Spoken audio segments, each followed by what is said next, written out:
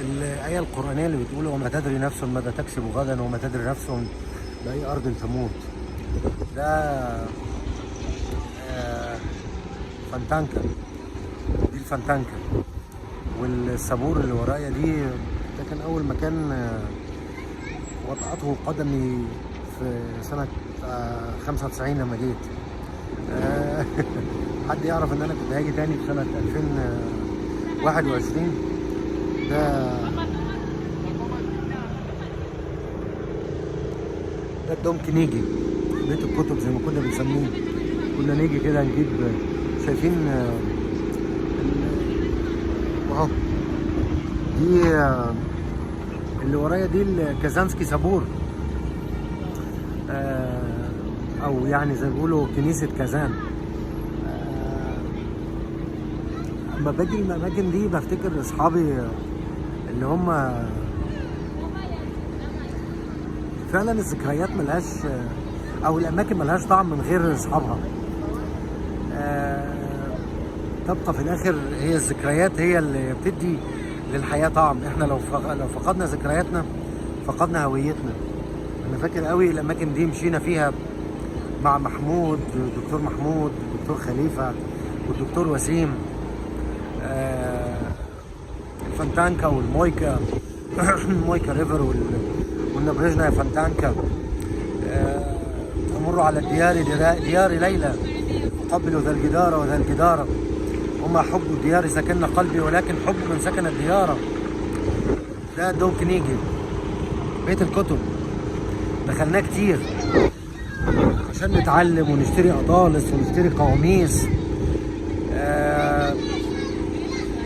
انا فرحان وحزين. انا فرحان ان انا بستعيد ذكريات. انا مش فرحان ان انا ماشي في المكان، انا فرحان ان انا بستعيد ذكريات، بستعيد فتره شباب. انا قاعد ابص لنفسي، الشعر الابيض.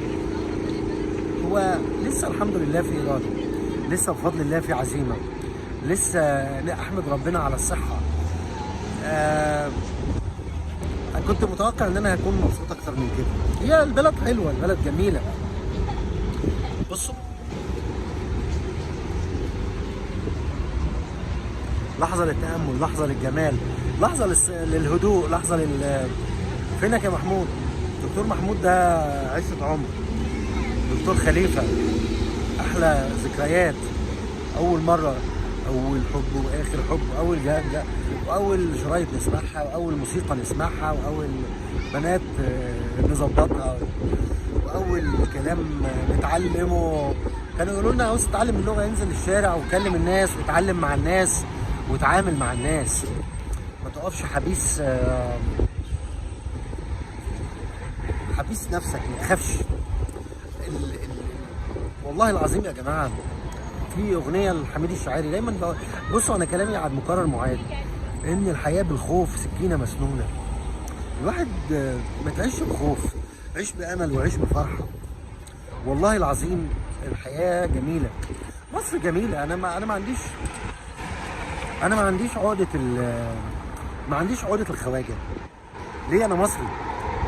بلدنا لو بتدوروا على تاريخ دوروا على مصر.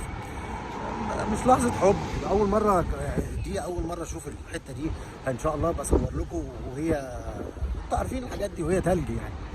بصوا حلوه الصوره دي، دي لسايفسكي سابور تقريبا. بجد انا مفتقد قوي اصحابي. يعني انا عيني قلبي يقطر دما وعيني تقطر دمعا. انا فاكر اصحابي، فاكر اللحظات الحلوه اللي احنا قضيناها مع بعض. كان في ماكدونالدز، كنا بناكل في كارلز، هيفتكروا هم الحاجات دي. يعني كل خطوه من دول لو وشوشها اقول لهم فاكرين هشام وهو بيمشي؟ هيقولوا لي فاكرين خليفه وهو بيضحك ضحكته ماليه الدنيا؟ فاكرين محمود وهو ماشي بيغني وغناه جايب روسيا كلها؟ يقولوا لي وسيم وهو متفائل وهو فرحان وبيبني خطط لقدام. الارض هتقول لي وترد عليا تقول لي صدقوني الحياه احلى مع الاصحاب. بيتفرقوا، الدنيا بتفرقنا وكل واحد بيروح في حته، لكن بيبقى دايما كده. يعني انا عاوز اقول ده فيديو تحيه لمحمود، دكتور محمود، تحيه للدكتور خليفه، تحيه لوسيم، تحيه لمجدي مبارك، تحيه للدكتور حسن الحاج. المكان ده حسن الحاج صلى فيه وجه الشرطه وقفته، شادي قال له بصلي بعد ما خلص، يعني قال له بصلي نماز. الحته دي شبابنا، فرحتنا. والله انا مبسوط. طول العمر تبلغ الامل. انا ما كانش عندي قناعه ان انا هقدر ارجع هنا تاني. ليه؟ يعني مشغولات الدنيا ومسؤوليات الدنيا. يقولوا لي كنت كملت، اقول لك والله وما تدري تاني، وما تدري نفس ماذا تكسب غدا. وما دام ربنا اختار شيء يبقى ربنا اختار الحاجه الاحلى اكيد. ولكن انت بتدور على لحظات صدق في حياتك. لحظات الصدق، يعني اللحظه اللي تعيشها بروحك مش بخوف. لحظات الصدق، اللحظه اللي تعيشها بفرحه وبامل وحب، حب الحياه. حبوا حياتكم. انا لو لقيت حد ينصحني زمان هقول له لو طب تنصح هشام في الزمن الماضي تقول له ايه؟ اقول له حب حياتك. عيش لحظه حياتك، ما تاجلش متعه، ما تاجلش. دي محطه النفسكي بروسبكت، محطه المترو دي. والله يا جماعه اكتر حته مشينا فيها الحتت دي. تنصح هشام بتاع زمان اقول له ما تاجلش فرحه، عيش فرحه وعيش حياتك.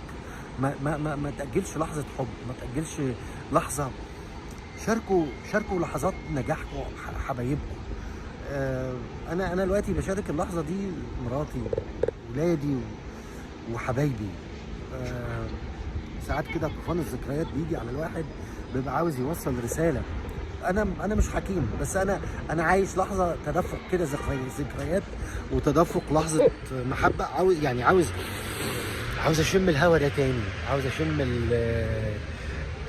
اشم الذكريات، عاوز اعيش ذكرياتي تاني. انا معيش صحاب بس معايا ايدي جمدت يا اخوان. كازانسكي صابور. انا عاوز اعيش ذكرياتي تاني، انا عاوز اعيش حياتي من جديد.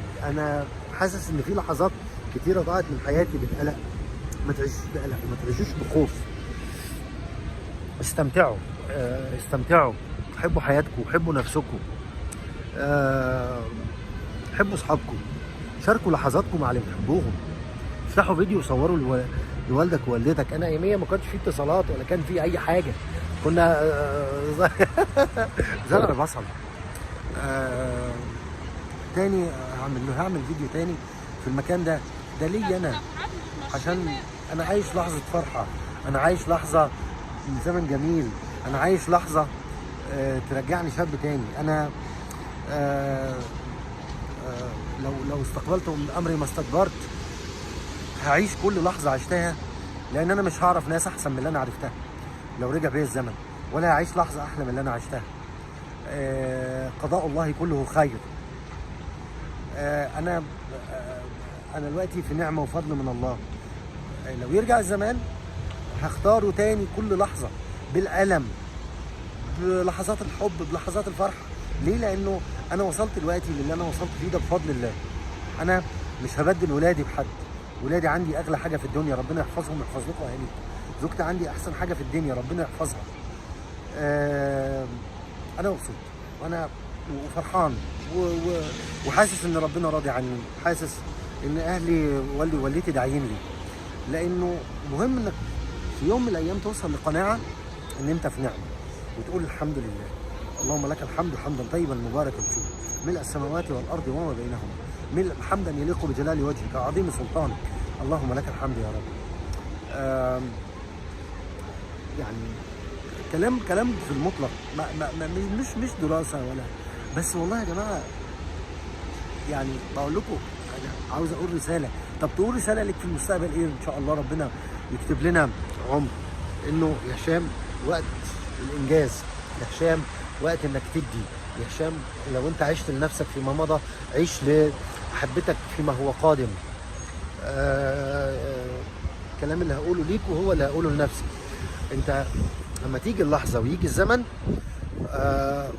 ويجي تحكم على نفسك وتقول انا عملت ايه، يكفي ان انت تقول ان انا عشت حياتي باقصى ما فيها. عيشوا حياتكم باقصى ما فيها، استنشقوا حياتكم بكل عبير. انا بستنشق الذكريات وبستنشق الحاضر وبستنشق الماضي، وبحس بوجود حبايبي حواليا، وبحس بوجود اصدقائي حواليا، وبحس بفضل ربنا عليا بس. وفي فيديوهات تاني ان شاء الله في كل مكان كان ليا فيه ذكرى ان شاء الله. السلام عليكم.